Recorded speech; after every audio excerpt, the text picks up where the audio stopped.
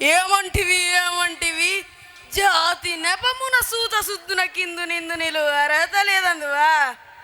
ఎంత మాట. ఇది క్షాత్ర పరీక్షే కానీ క్షత్రియ పరీక్ష కాదే. కూడదు. ఇది కుల పరీక్షే అందువా. నీ తండ్రి భరద్వాజుని జననం ఎట్టిది, అది జుబుక్సాకరమైన నీ సంభవం ఎట్టిది. మట్టి కుండల్లో పుట్టిదివి కదా, నీది ఏ కులము?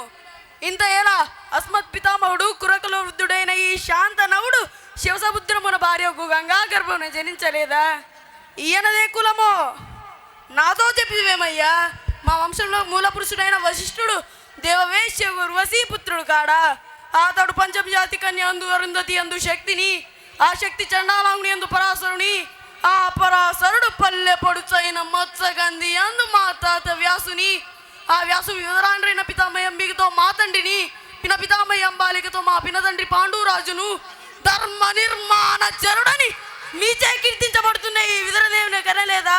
సందర్భావసరాలను బట్టి క్షేత్రబీజ ప్రాణాలతో సంకరమైన మా కులంశము ఏనాడో కులహీనమైనది కాగానేడు కులము అని విడదవాదములందునకు తాత భీష్మ పితామహ ఏరులా పారులా బ్రహ్మర్షుల జననము మనము విచారించదగినది కాదు. ఇది ముమ్మాటికి క్షాత్ర పరీక్షే. క్షాత్రమున్న వారెల్లరూ క్షత్రియులే, అందులో రాజ్యమున్నవారే రాజులు. అట్టి రాజులే ఈ కురవంశ పరిషత్తులకు పారిలోటకు అర్హులందురా.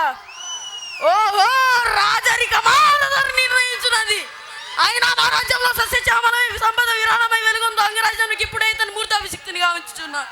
సోదర దుశ్శాసన అలంకార శక్తి కిరీటము వేగముగా దెమ్ము. మామ గాంధర సౌరభౌమ సురిచిరమయమండి సువర్ణ సింహాసనము తెప్పింపుము. పరిజనులారా పుణ్య భాగీరథి నదితో ఏమనెందుకుడు వంది మానవులారా కర్ణ మహారాజును కైవారము గావింపుడు. నేను ఈ సకల మహాజనుల సమక్షమున పండిత పరిషత్తు మధ్యమున